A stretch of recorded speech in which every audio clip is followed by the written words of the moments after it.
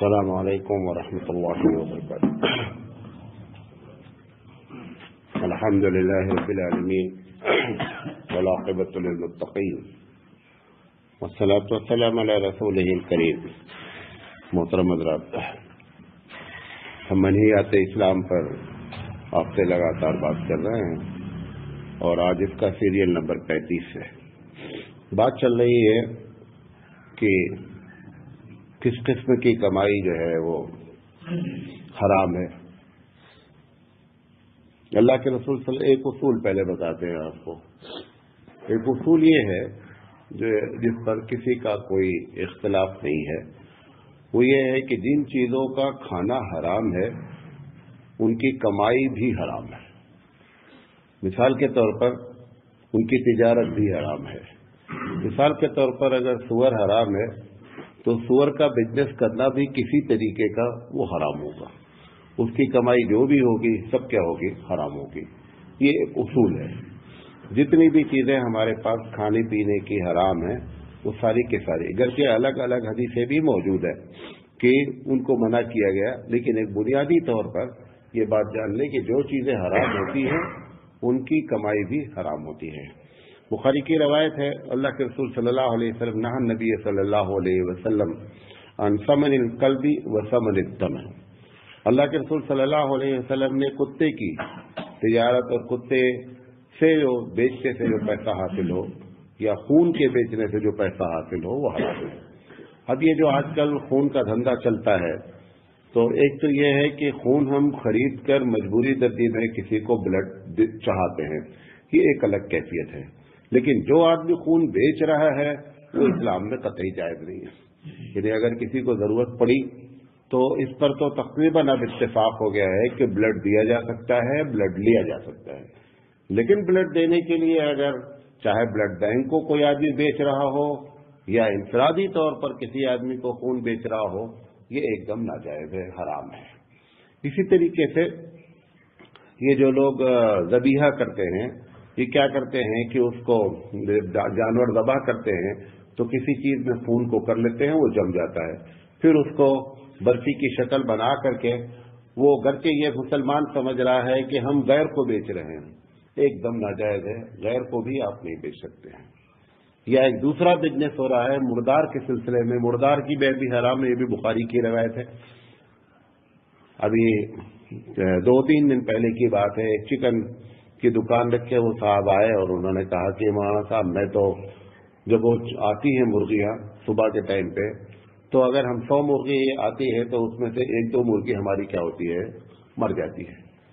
تو میں کیا کرتا ہوں کہ اس مرغی کو جو ہے نا مسلمان ہوٹل والے کو نہیں دیتا ہوں، غیر مسلم کو کیا کرتا ہوں، دے دیتا ہوں اور آدھے ریٹ پہ دے دیتا ہوں۔ آدھے ریٹ پر دے یا پورے ریٹ پر دے یا غیر مسلم کو دے چاہے مسلمان کو دے، حرام ہے۔ جو چیز مردار ہو گئی اس کی بیع کرنا کیا ہے، حرام ہے۔ ایسے ہی گاؤں میں ایک اور ہوتی ہے، جیسے جانور مر جاتا ہے تو مرنے کے بعد کیا کرتے ہیں کہ اس جانور کو کچھ لوگ ہوتے ہیں جو اس کا چمڑا نکالتے ہیں، جانور کو لے جا کر کے میدان میں پھینک دیتے ہیں اور وہاں سے اس کا چمڑا نکال لیتے ہیں اور وہ چمڑے کو کیا کرتے ہیں، اس کی قیمت لے لیتے ہیں۔ ہمارے نزدیک وہ بھی جائز نہیں ہے۔ زندہ جانور کا چمڑا کوئی مسئلہ نہیں ہے، ایک چیز مر گئی، اب اس کی تجارت کرنا، وہ پورا جانور ہی خرید لیتا ہے، اور ان کے یہاں مردار کھانا جائز ہے، اس کا گوشت بھی جو چاہتے ہیں نکالتے ہیں، اگر فوراً مرا رہتا ہے، اور وہ چمڑے کے نام پر جو ہے نا وہ قیمت کیا کرتا ہے، مسلمان بھی لیتا ہے، غیر مسلم بھی لیتا ہے۔ غیر مسلم سے مطلب نہیں ہے، لیکن جو یہ مسلمان کر رہا ہے یہ بھی حرام ہے۔ تو ایسی چیزیں ایسا نہیں ہوتا ہے کہ مسلمان کو بیچیں گے تو دھندا جائز ہو جائے گا، ناجائز ہو جائے گا، اور غیر مسلم کو بیچیں گے تو جائز ہو جائے گا، ایسا نہیں ہے۔ جو چیز حرام ہوتی ہے وہ عموماً کیا ہوتا ہے اس کے بارے میں، اس کسی کے ساتھ بھی آپ وہ معاملہ کریں گے وہ حرام ہی معاملہ کہلائے گا۔ تو اس طریقے سے جو ہے کتے کی تجارت کرنا اور کیا کہتے ہیں خون کی تجارت، یہ ساری تجارتیں حرام ہیں۔ اب کتے کے سلسلے میں آپ کو معلوم ہے کہ بڑے بڑے فارم ہوتے ہیں کتوں کے، اور مختلف قسم کے کتے جو ہے وہ کراس کر کے الگ الگ کتے بنائے جاتے رہتے ہیں۔ اس سے بہت سے کچھ فارم ایسے بھی ہیں آسٹریلیا وغیرہ میں کہ مسلمان وغیرہ کے بڑے بڑے فارم ہیں کتوں کے، وہ ساری چیزیں ناجائز ہیں، چاہے وہ کتا پالنے کے لیے کیا گیا ہو اور چاہے شکار کے لیے کیا گیا ہو۔ اب اس میں ایک مسئلہ پھنسا ہوا ہے کہ شکاری جو کتا ہے، شکار کے لیے کتے کو اللہ کے رسول صلی اللہ علیہ وسلم نے پالنے کی اجازت دی ہے۔ اگر کوئی آدمی شکار کرتا ہے کتے کے ذریعے شکار آپ لوگوں نے دیکھا نہیں، کتے کے ذریعے شکار ہوتا ہے وہ عموماً خرگوش کا۔ تو جو کتا پالا جاتا ہے، یا کتے کو عام کتا بھی ہو اور اس کو ٹریننگ دی جاتی ہے، تو وہ کرتا کیا ہے کہ اس کو پہلے سکھلاتے ہیں، بال پھینکتے ہیں۔ وہ بال کیا کرتا ہے، دوڑ کے تیز آپ نے پھینکا، وہ جائے گا اور جا کر کے بال پکڑے گا اور منہ سے لے کر کے آ کے مالک کے ہاتھ میں دے گا۔ تو اس کو یہ ٹریننگ دی جاتی ہے۔ تو جب وہ خرگوش کے لیے نکلتے ہیں شکار کرنے، جو بڑے پیمانے پر جنگلوں میں خرگوش کا شکار ہوتا ہے، میں اپنے بچپن میں جو ہے وہ یہ خرگوش کا شکار کیا ہوں کتے کے ذریعے۔ تو جب وہ خرگوش نکلتا ہے تو کتے کو جب اشارہ کرتے ہیں تو کتا بہت تیز بھاگتا ہے۔ تو خرگوش کیا ہوتا ہے کہ تھوڑی دیر تیز بھاگتا ہے، اس کے بعد اس کی اسپیڈ کیا ہوتی ہے، کم ہو جاتی ہے، یہ جا کر کے پکڑ لیتا ہے۔ تو پکڑتا ایسا ہے کہ اس کے گردن کے اوپر پکڑتا ہے، گردن کے اوپر جب پکڑتا ہے لا کر کے مالک کے ہاتھ میں دے دیتا ہے۔ تو یہ کتے کا شکار کیا ہوا کتا جو ہے، اگر ہے وہ جانور اگر لا کر کے آپ کے ہاتھ میں اس نے پکڑا ہے اور اس وقت وہ جانور زندہ رہا تو دبا کر کے جانور کھایا جا سکتا ہے، اگرچہ اس کتے کا لعاب وغیرہ اس میں لگ جاتا ہے۔ ایسا نہیں، جب وہ پکڑتا ہے خون بھی نکلتا ہے اور دبوچے رہتا ہے، اس کے باوجود بھی، اور یہ اجازت قرآن کریم میں ہے۔ کتے کے شکار کا پکڑا ہوئے جانور کے کھانے کو حلال قرآن مجید میں ذکر کیا گیا ہے۔ اس کی وجہ ایک بہت بڑے عالم نے لکھی ہے اور بڑی اچھی بات لکھی ہے، وہ ہمارے اس سے تعلق نہیں، لیکن آپ کو بتا دیتا ہوں۔ انہوں نے یہ بات کہی ہے کہ کتے دو طریقے کے ہیں، ایک کتا عام کتا ہے جو بازاروں میں ادھر ادھر گھوم رہا ہے، ایک کتا یہ ہے جس کو آپ نے ٹریننگ دی ہے۔ تو انہوں نے کہا ہے کہ اسلام میں ڈسپلن کی اتنی اہمیت ہے کہ یہ کتا ڈسپلن والا ہے۔ ڈسپلن والا کتے نے جا کر کے شکار پکڑا ہے تو اس کا پکڑا ہوا شکار جائے گا، اس کی وجہ صرف ہے کہ اس کے اندر ڈسپلن ہے۔ بقیہ دونوں کتے ہیں، نسل کے لحاظ سے کتے ہیں، لیکن ڈسپلن کی اتنی اہمیت ہے، نظم کی اتنی اہمیت ہے کہ اس نے اس کو پکڑا ہے اور لا کر کے اس کا شکار دے دیا ہے۔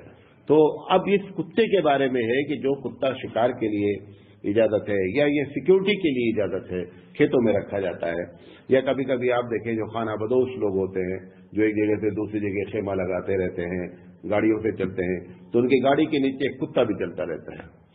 یہ جو اس قسم کے جو کتے ہیں، اس کی اجازت شریعت نے دی ہے کہ اس کے لیے کتا پالا جا سکتا ہے۔ اب سوال یہ ہے کہ یہ کتا جو پالا جا سکتا ہے، اس کی تجارت کی جا سکتی ہے کہ نہیں؟ اس کی تجارت بھی منع کی گئی ہے۔ آپ کتا کہیں سے مل جائے بغیر خریدے ہوئے آپ لے لیں، اس کو ٹریننگ دے لیں، لیکن یہ اس کے لیے بزنس کرنا جائز نہیں ہے۔ یہ اللہ کے رسول صلی اللہ علیہ وسلم کی گویا کتے کے بارے میں ایک مطلق بات کہی گئی ہے۔ اسی طریقے سے بخاری کی روایت ہے شراب کے بارے میں، سبھی لوگ جانتے ہیں کہ شراب کے بارے میں ایک ہی چیز نہیں منع کی گئی ہے، شراب کے بارے میں بہت سی چیزیں منع کی گئی ہیں۔ شراب کا بنانا منع ہے، شراب کا پینا منع ہے، شراب میں مدد کرنا منع ہے، شراب کے لیے نچوڑنا منع ہے، شراب کو سپلائی کرنا منع ہے۔ ایک ساتھ 10 چیزوں کو شراب کے بارے میں منع کیا گیا ہے۔ مثال کے طور پر ایک آدمی شراب کا کارٹن سائیکل پر رکھ کے جا رہا ہے، گر گیا اس کا کارٹن، اور آپ نے دیکھ لیا کہ شراب ہے، آپ اس کی مدد نہیں کر سکتی، کارٹن اٹھا کے سائیکل پر رکھوا دیں۔ اگر آپ کو معلوم ہو گیا کہ یہ جو کارٹن ہے اس میں کیا رکھی ہوئی ہے، شراب رکھی ہوئی ہے، تو آپ اس کی سائیکل سے اٹھا کر کے اس کے کیریئر پر نہیں رکھا سکتے جب یہ بات معلوم ہو گئی۔ اس طریقے سے شراب کے بارے میں منع کیا گیا ہے۔ بعض روایتوں سے معلوم ہوتا ہے کہ کچھ لوگوں نے نبی کریم صلی اللہ علیہ وسلم کے زمانے میں یہودی انگور کو روک لیا اور انگور کو روک کر کے اس یہودی کو سپلائی کیا جو یہودی شراب بناتا تھا۔ اللہ کے رسول صلی اللہ علیہ وسلم اس سے منع فرما دیا کہ آپ کو اگر یہ معلوم ہو جائے کہ میرا ایک تو یہ انگور کا آپ بزنس کرتے ہیں ٹھیک ہے، لیکن اگر معلوم ہو جائے کہ مثال کے طور پر ایک انگور والے کو ٹھیکہ دے دے شراب کی فیکٹری والا کہ آپ اپنے کھیت کا انگور کس کو سپلائی کریں گے، ہم کو کریں گے، اور یہ معلوم ہو جائے کہ یہ کیا کرتا ہے، شراب بناتا ہے، تو مسلمان کے لیے اس سے کانٹریکٹ کرنا جو ہے وہ جائز نہیں ہے۔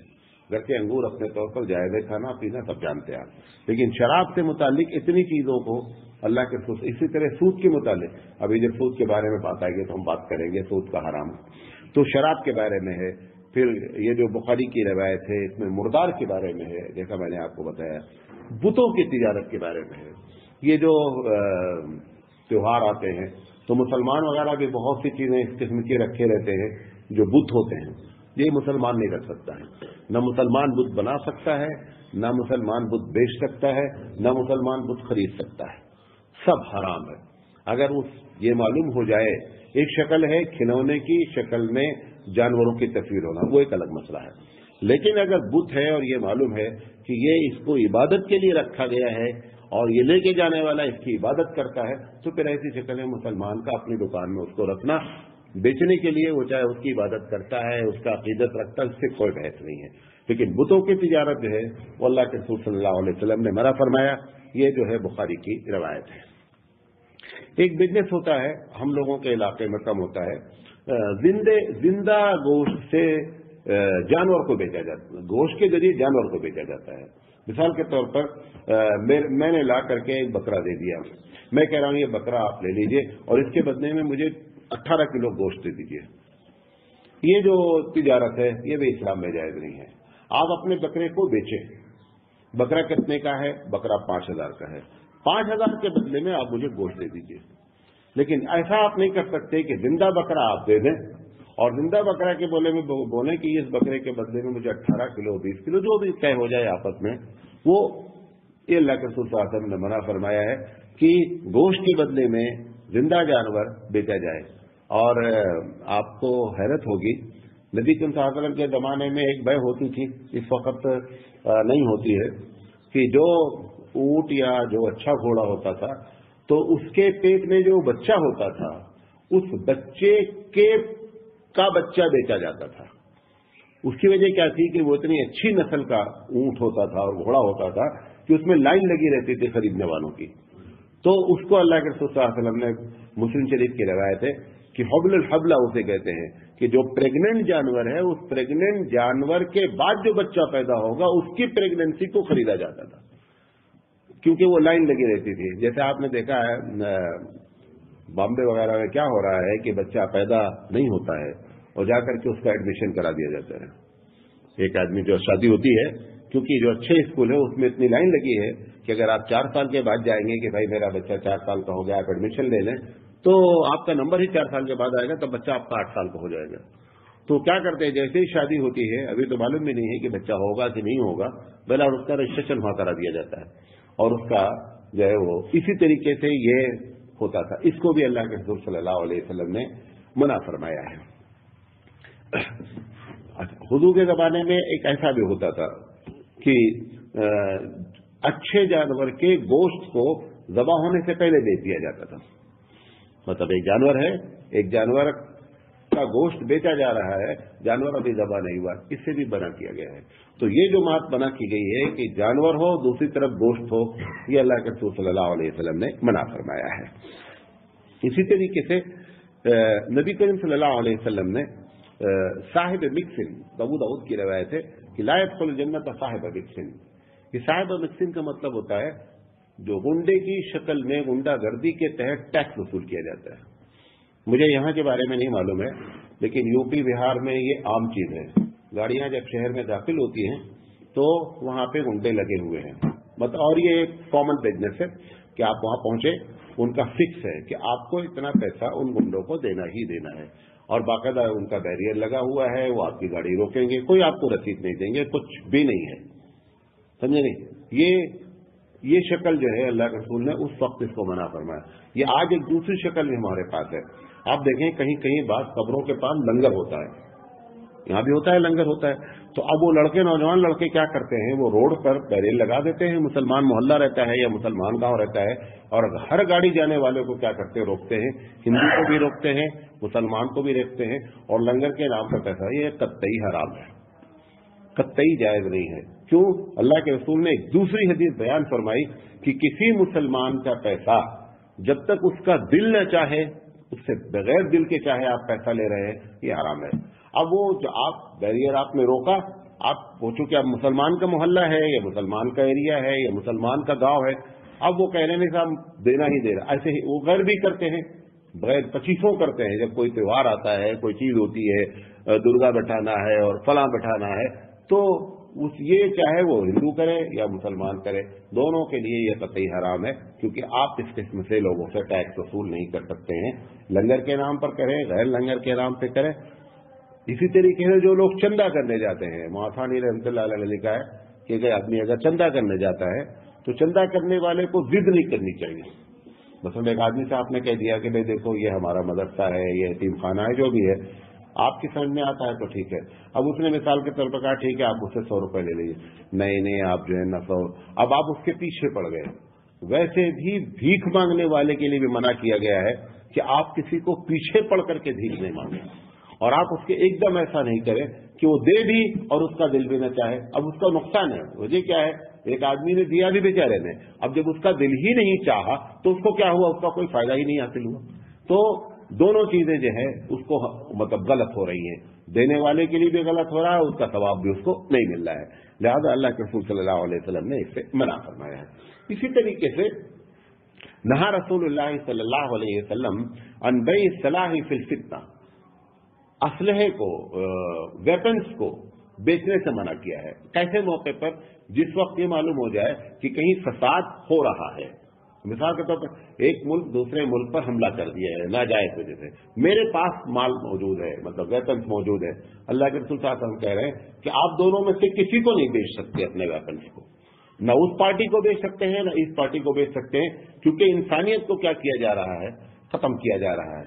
आप अंदाजा करें कि 1450 साल पहले इस किस्म की बातें उस वक्त लोग तसव्वुर भी नहीं कर सकते हैं, लेकिन आज ये जिंदा हो रहा है बाकायदा। हमने वेपन्स बनाया ही इसीलिए है, और अगर हमारा वेपन्स नहीं बिकता, आपको मालूम है, बड़ी लंबी चौड़ी बात है, बहुत से कंट्री वेपन्स बनाते हैं, हथियार बनाते हैं और फिर दो मुल्कों को जानबूझ करके लड़ाते हैं। अगर वो दो मुल्क नहीं लड़ेंगे तो हमारा जो वेपन्स है वो क्या है, बिकेगा नहीं। अच्छा, इसमें जो चीजें फटने वाली होती हैं, जिसको आप बम कह लें, बारूद कह लें, गोली कह लें, इनके सबकी एक डेट होती है एक्सपायरी। एक्सपायरी डेट के बाद जब से वो फट जाए, लेकिन उसकी ताकत क्या होती है, खत्म हो जाती है। लिहाजा वो चाहते हैं कि उस एक्सपायरी से पहले पहले उसको बेच दिया जाए, तो वो तो उससे बड़ा हराम है। लेकिन अगर दो मुल्कों में कहीं लड़ाई हो रही है और आपके पास है वेपन्स है, तो आप ऐसे में आप जो है ना वो इंसानियत को कत्ल नहीं करें, ऐसे में वेपन्स बेचने के मना किया गया है। इसी तरीके से जैसे कहीं हिंदू मुस्लिम राइट हो जाता है तो पेट्रोल पंप पे लोग पेट्रोल और डीजल खरीदने लगते हैं कैन के अंदर। अगर आपको मालूम हो गया और आपका पेट्रोल पंप है कि इस वक्त हालात खराब हैं और ये जो पेट्रोल को ले जा करके घर पे स्टॉक कर रहे हैं, इससे लोगों का घर जलाया जाएगा, तो आपका पेट्रोल का पंप होने के बावजूद भी एज ए मुसलमान आप ये धंधा नहीं कर सकते हैं, आप उसको पेट्रोल नहीं बेच सकते हैं। वो गाड़ी में आपने डाल दिया, वो निकाल ले, वो एक अलग मसला है। लेकिन अगर वो कैन लेकर के आपके पास आ रहा है तो फिर आपको ये बात मालूम हो गई है कि इससे फितना फैलेगा, फसाद होगा, आग लगाई जाएगी, लिहाजा ये जायज नहीं है। चाहे आप ये समझें तो चलो हम मुसलमानों को बेच रहे ताकि मुसलमानों का, इसकी भी इजाजत नहीं है। हमारे नजदीक मुसलमान गैर मुस्लिम सब मिल करके एक चीज बनती है, इंसानियत। इंसानियत का एहतराम इस्लाम में जो है वो बहुत बड़ी चीज है, इंसान को मोहतरम जानता है। अबू हनीफा रहमतुल्लाह अलैह तो कहते हैं कि हमारे नजदीक इंसान पाक है। क्या है? इंसान पाक है। मिसाल के तौर पर एक लोटा रखा हुआ है और किसी गैर मुस्लिम ने मुंह लगा करके उससे पानी पी लिया और उसमें पानी बचा हुआ है, आपने चाहे जानबूझ करके चाहे अनजाने में उसके झूठे पानी से आपने वुदू कर लिया, हमारे वुदू में कोई फर्क नहीं पड़ा। घर से वो पानी किसी गैर का पिया हुआ है और झूठा पानी है। क्यों? क्योंकि हमारे नजदीक इंसान क्या है? पाक है। तो इस तरीके से इंसानियत को तकलीफ पहुंचे, इससे अल्लाह के रसूल सल्लल्लाहु अलैहि वसल्लम ने मना फरमाया है।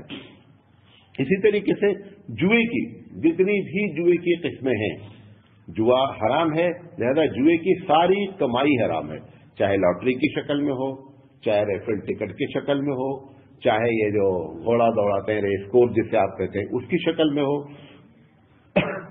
बाद लोग जो है वो पेपर्स में जो है ना पजल्स भरते हैं, डेली पेपर में आता है और वो भरा जाता है।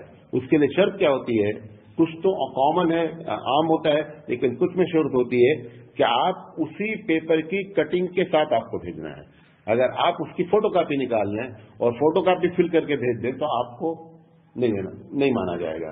یہ حرام ہونے کی، ناجائز ہونے کی یہ لاٹری کی ایک شکل ہے. وہ چاہتا ہے کہ ہمارا پیپر آپ خریدیں 2 روپے میں